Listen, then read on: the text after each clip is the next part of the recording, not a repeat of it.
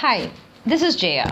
In this video, we shall see the summary of Ambition by Sir Francis Bacon.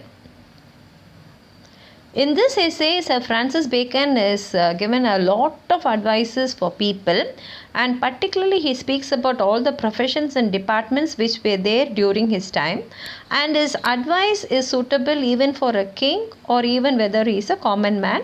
It is definitely applicable to them.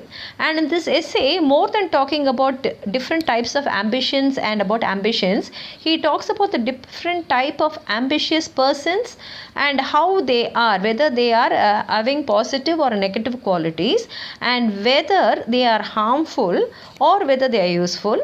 And if they are harmful means what will be the impact, and if they are useful means how they will be useful to the world. And also he gives a definition of this ambition in the beginning of the essay itself by saying ambition is like a collar. Now this collar is a physiological word, and it means actually human mind has four types of humors, and in that one it is a collar. And according to this, if something goes wrong, a person who is of this type will become wild, like he will want everything to go only according to his desires. But when something happens against it, he will become uncontrollable. So he says that this ambition is actually a worst kind of disease, and ambitious persons are also like collar because they will become mad if something wrong happens to them.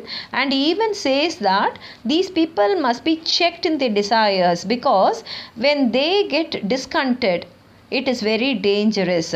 And how dangerous it is these people will feel happy when they see others falling from prosperity to adversity, and it will be actually they desire to see all these negative things happening to others. And he also tells a suggestion or advice to the kings, telling them not to employ ambitious people at any cost. And in case if they are helpless and if they have no other choice and if they have to employ an ambitious person for their service, these people should be checked, and they must be always being watched. And he is also saying that people with negative ambitions must not be considered at all, and these people should never be hired for any cause. And there are certain critical situations where a king or a prince can hire these people for their service, and that must be during critical situations like wartime, because the good war skills of these ambitious people will be of a great use at that time. And at that time, if we see the disadvantages and advantages, the advantages is greater than the disadvantage. And he also says that these ambitious people will not care about themselves, but they'll be only worried about the ambition and how to achieve it. So in order to achieve his goal, he will even sacrifice his life. He will not worry about his life, and his job will be like a shield even in unsafe situations, and he will use all the situations to suit himself.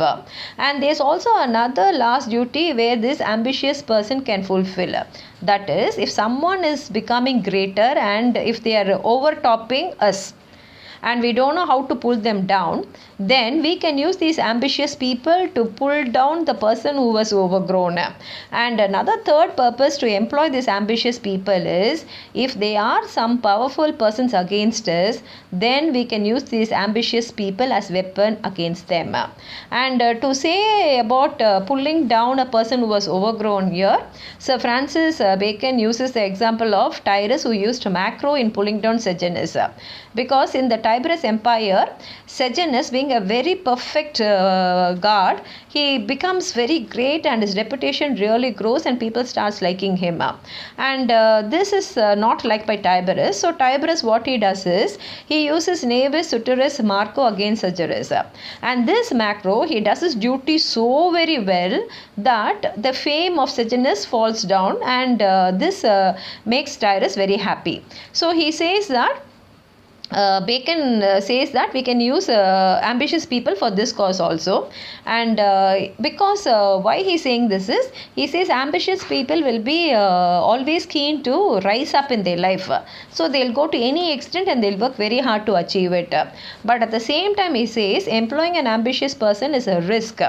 And for that, Bacon has a solution. He says that if the ambitious person is from a low position and when he's raised to a lofty eminence, that will be less dangerous. At the same time, he says we should be very careful of these people and must keep on examining them time and again. And he says it's very easy to identify a ambitious person who is with a half nature, because a person who is ambitious and if he's got a very good nature, it is difficult to check them. But if they have a harsh nature, it is very easy to control them. And another thing is, he again talks about the example of Sejanus, where he was actually very ambitious, but his reputation was spoiled when Macro entered into the scene. And Bacon also gives another suggestion by saying that the kings should always reward or punish the ambitious people through their favorites. And another thing is, he says that if there are more than one ambitious person in the same place, we can use one person against another. And in addition, he says if men of low birth are raised, that will annoy an ambitious person and that will keep him under control. And the last suggestion which Bacon provides is that the reputation of the ambitious person should be destroyed at once. We should not do it slowly, and sometimes the king will not be able to do so. That time he must have another alternate solution where the king can convert his rewards to punishments. Instead of giving him rewards, he can change it as a punishment, and that will change the positive image of this ambitious person into a negative image. And in that way, what will happen is the king will spoil the mind of the ambitious person, and this ambitious person will not know whether he can proceed further or not, and he will get confused, and he'll also become insecure about his position, so he'll try to be under the control of the king. And Bacon also divides these ambitious persons into different categories, and the first category are common ambitious people, where they only want to dominate others around them, and he says that they are not that harmful compared to the other ambitious people. The second category is the people who want to build an image among the other people, and they want to become leaders, and since they want to become leaders, they'll try to gain the support of the people, and they will walk side by side with them. And he says that these kinds of people are harmful. And then there's another category which is even harmful to the king itself, because these people will be useful to the common men.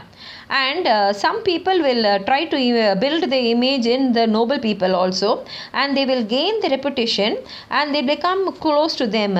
And although it is very difficult to achieve such a position, these ambitious people will achieve it because that is their ambition. And in Bacon's view, such a person should be praised as he has achieved a very difficult task. And then afterwards he says that if there is an ambition, then he will consider it and he will serve it as a noble purpose, and that ambition which serves a noble purpose and does good for others should be encouraged. And he also suggests that the king must know the difference between good ambition and bad ambition, and good people and bad people. And he says that some people will work really hard, but it will be just a show off, and so the king should keep an eye on them, and he should appreciate only the good ambitious persons, because they only will bring in positivity. And then finally he says that there are different ways through an ambitious person and his ambition can be checked. First thing is his attitude towards soft ambitions must be soft. So such people should be praised, and who are doing good to the welfare of the humanity also must be praised. Now I'll read the essay of ambition so that you will understand fully. He says, ambition is like choler, which is an humour that maketh men active, earnest, full of alacrity and steering, if it be not stopped. But if it be stopped and cannot have its way, it becometh a dust, and thereby malign and venomous. So ambitious men, if they find the way open for their rising and still get forward, they are rather busy than dangerous. But if they be checked in their desires, they become secretly discontent and look upon men and matters with an evil eye, and are best pleased when tillings go backward, which is the worst property in a servant of a prince or state.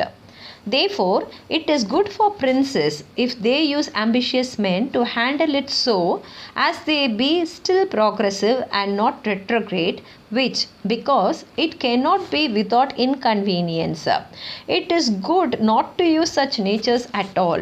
For if they rise not with their service, they will take order to make their service fall with them.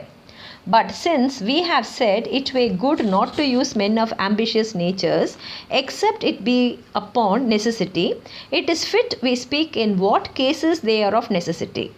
Good commanders in the wars must be taken, be they never so ambitious, for the use of their service dispenses with the rest, and to take a soldier without ambition is to pull off his purse. There is also great use of ambitious men in pink screens to princes in matters of danger and envy, for no man will take that part except he be like a sealed dove and mounts because he cannot see about him.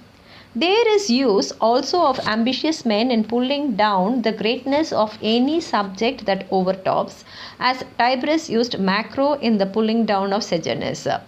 Since therefore they must be used in such cases, they resteth to speak how they are to be bridled, that they may be less dangerous. There is less danger of them if they be of mean birth, that if they be noble.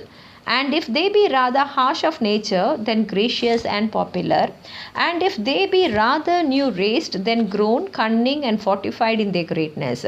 It is counted by some a weakness in princes to have favourites, but it is of all others the best remedy against ambitious great ones. For when the way of pleasuring and displeasuring lieth by the favourite, it is impossible any other should be over great. Another means to curb them is to balance them by others as proud as they, but then there must be some middle counsellors to keep things steady, for without that ballast the ship will roll too much. At the least, a prince may animate and inure some meaner persons to be, as it were, scorches to ambitious men. As for the having of them obnoxious to ruin, if they be of fearful natures, it may do well. But if they be stout and daring, it may precipitate their designs and prove dangerous.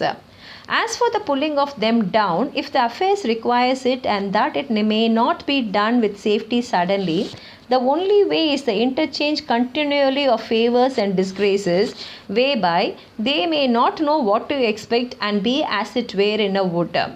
Of ambitions, it is less harmful, the ambition to prevail to great things, than the other to appear in everything, for that breeds confusion and mass business. But yet, it is less danger to have an ambitious man steering his business than great independences. He that seeketh to be eminent amongst able men hath a great task, but that is ever good for the public. But he that plots to be the only figure amongst shippers is a decay of a whole age. Honour hath three things in it: the vantage ground to do good, the approach to kings and principal persons, and the raising of a man a own fortune. He that hath the best of these intentions when he aspireth is an honest man, and that can discern of these intentions is another that aspireth is a wise prince. Generally, let princes and states choose such ministers as are more sensible of duty than of rising, and such as love business rather upon conscience that lie upon bravery, and let them discern a busy nature from a willing mind. So this is what Bacon has said in his essay of ambition. If you have anything to add on to what I've said, please write it in the comment box. Like the video, share it with your friends, and if you have not subscribed my channel, please subscribe. Thank you.